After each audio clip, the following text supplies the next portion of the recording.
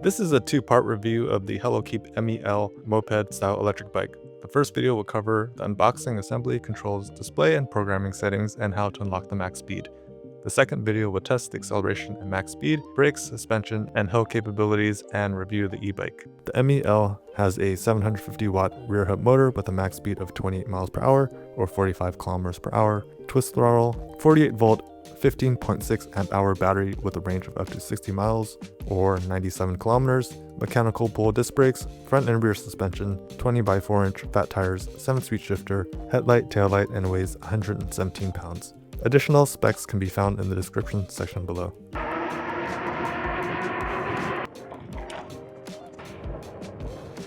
Here's the box that it came in. It's about 4.5 feet long, 3 feet high, 15 inches deep. The thing about this is that it's very heavy. The bike itself weighs 117 pounds. So with the box and the packaging, it weighs even more. So make sure you have help when you carry this inside the house.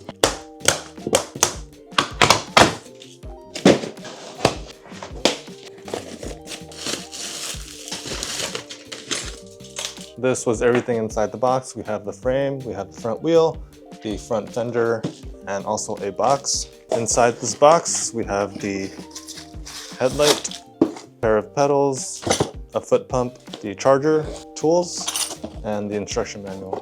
The first thing I'm going to do is install the handlebar. The instruction manual says to flip the stem around, but it's already flipped. You can tell because this is facing forward and this part of the fork is forward, so that's in the correct position. I'm going to take these 4 bolts off. For the interest of time, I'm using an electric screwdriver. We're going to position the handlebar with the brake levers facing forward. We'll put the handlebar in, making sure that it's centered. We'll put this back on and screw these 4 bolts back in. We can adjust the angle later once we sit on the bike. The stem is loose out of the factory. Making sure that the front fork is parallel with the handlebar. We will take this piece of rubber off the headset cover, use the Allen key to tighten it, and then tighten these 2 bolts. And then put the rubber back on. I find it easier to install the fender before installing the front wheel. I'll take the fender with the lip going upwards, facing inwards. I'm going to put these 2 brackets between this hole on the fender. I'll take this bolt, and this was just floating around inside the packaging box, so make sure that you look for it and don't lose it. I'll feed it through here. There's a nut that goes on the end, and this was also just floating around, so make sure you check your box so that you don't lose it. Using the 10mm wrench that it came with, I'll hold the nut in place. I'll use the appropriate Allen key to tighten the front until that's secure. Next, I'll remove the protective axle. There are nuts on both sides. You can loosen them with your fingers. If it's on too tight, you can use the appropriate wrench to loosen them. I've already loosened them, and I'll pull the fork upwards, and it comes off. This is the front wheel. On it is the axle that we're going to use, zip tied on the spokes. I'll use my scissor to remove it. Taking a look at the axle, we have a nut, we have a circular washer, a washer with a hook. Then we have the spacer. This is the axle, and it repeats on this side. I'm going to take all of this off, and when I reinstall it, it's going to be the nut, the flat washer, the washer with the hook, the e-bike fork, the bigger spacer, and then the front wheel. It'll repeat on the other side. I'm going to stick the axle in because it'll be easier when I put this on.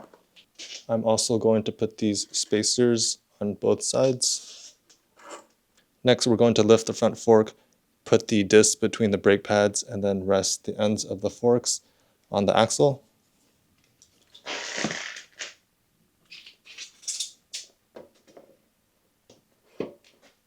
And I have it in. Taking a look right here, we're going to put the washer with the hook, flat washer, the nut. We'll do the same thing on the other side, and then you'll take your 15mm wrench to tighten it. I would highly recommend using a 15mm socket with a ratcheting wrench because it's a lot safer tightening it because you have more leverage. If you use something like this, sometimes your hand accidentally slips and then you can slice your fingers on this rotor. Typically out of the box, the disc will rub.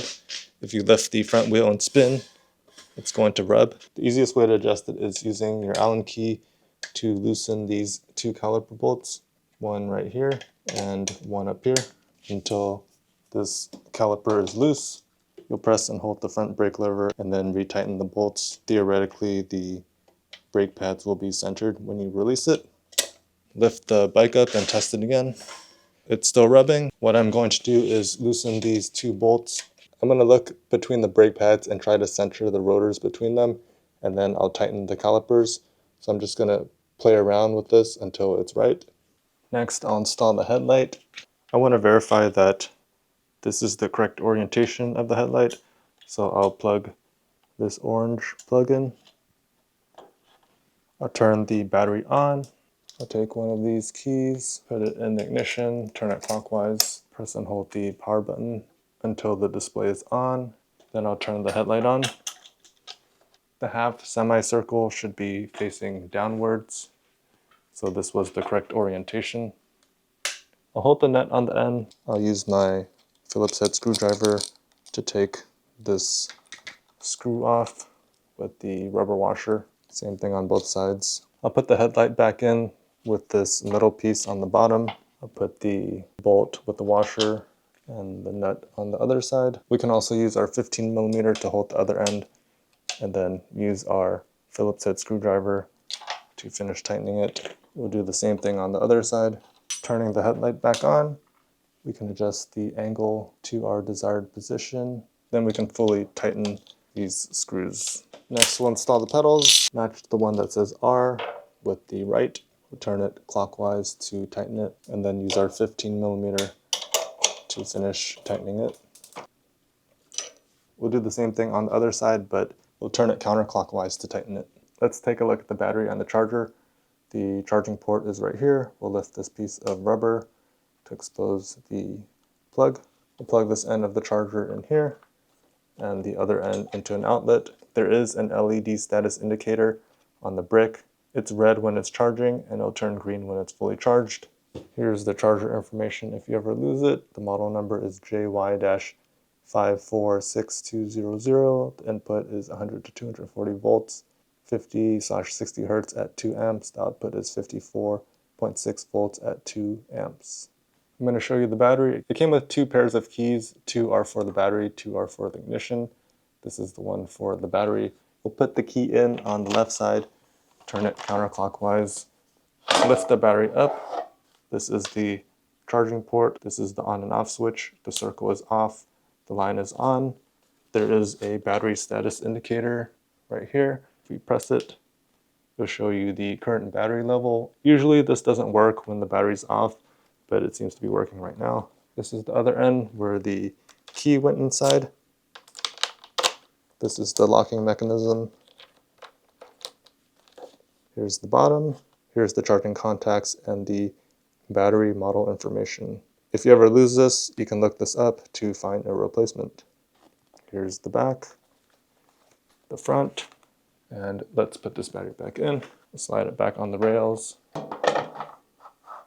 We'll turn the key clockwise to lock it, and we can take the key out. Let's take a look at the handlebar. We have the left grip, the headlight on and off switch, the switch for the turn signals, the horn. There's another control that has an I, a plus, a settings button, minus a foot, and a power button.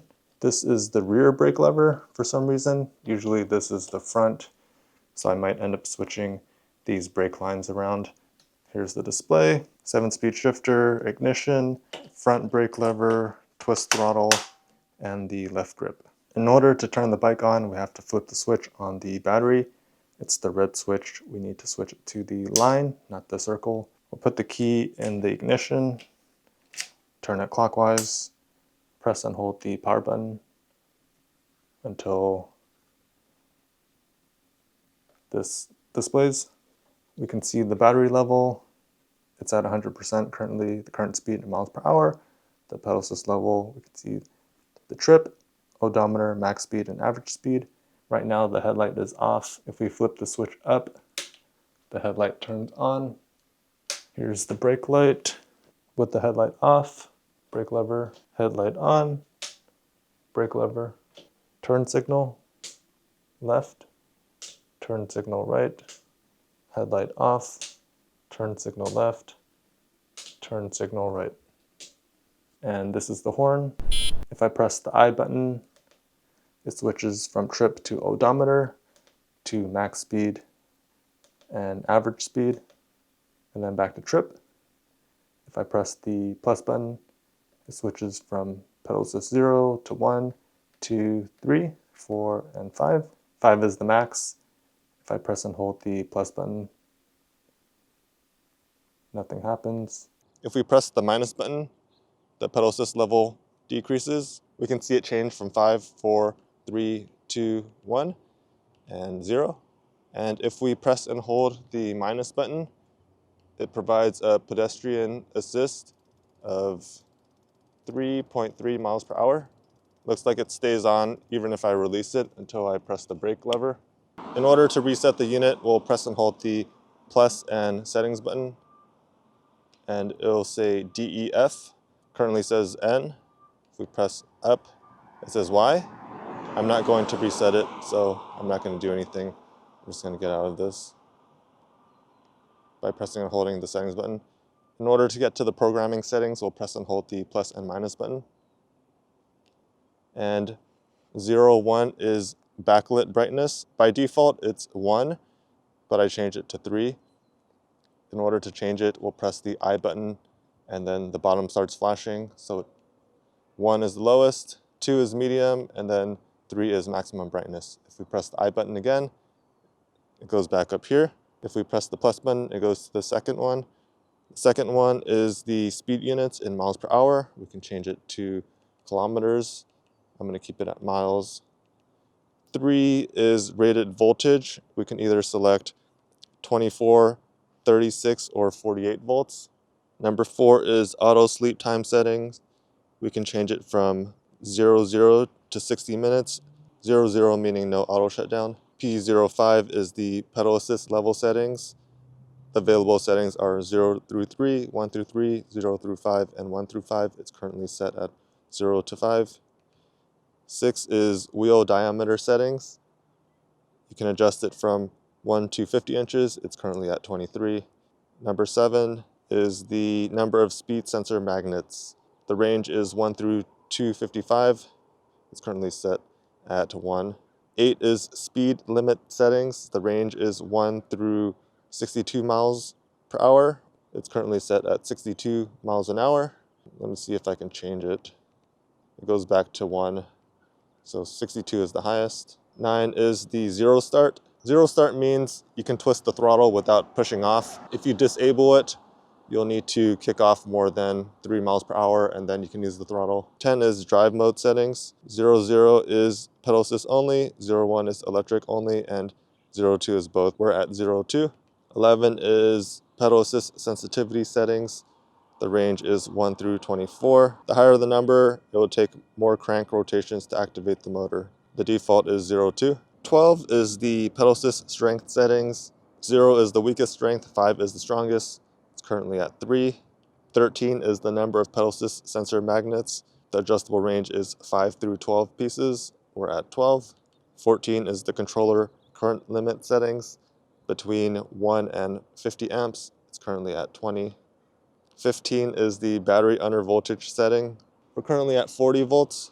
16 is the odometer reset settings. 00 is non-reset, 1 is reset. 17 is controller cruise control settings. 00 is not enabled, 01 is enabled. It's currently disabled by default. 18 is the 6 kilometer per hour walk boost settings. 00 is turn off walk boost function, and 01 is turning it on. It's currently on. I think this is the walk assist when you press and hold the minus button. And then it goes back to 01. In order to get out of this, we press and hold the I button. In order to reset the current trip, we'll press and hold the I and minus button, and we saw that it reset.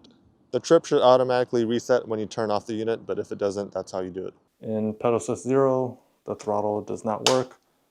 pedal assist 1. We're getting 7.5 miles per hour. 2, we're getting 10.6. 3, we're getting 13.8. 4, we're getting 16.9. And 5, we're getting 20 miles per hour.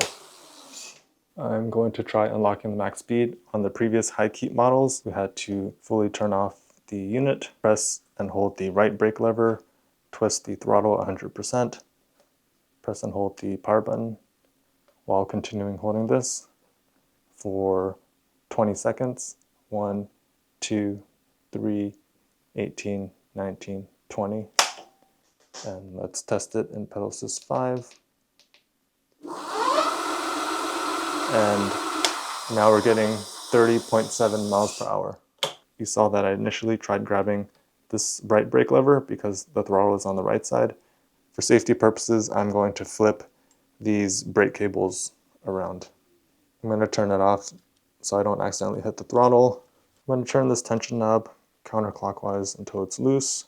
When you have this fully loose, you'll notice that there's a cutout right here. I like to line the cutouts so that I can twist this here and it'll give enough slack to pull this off.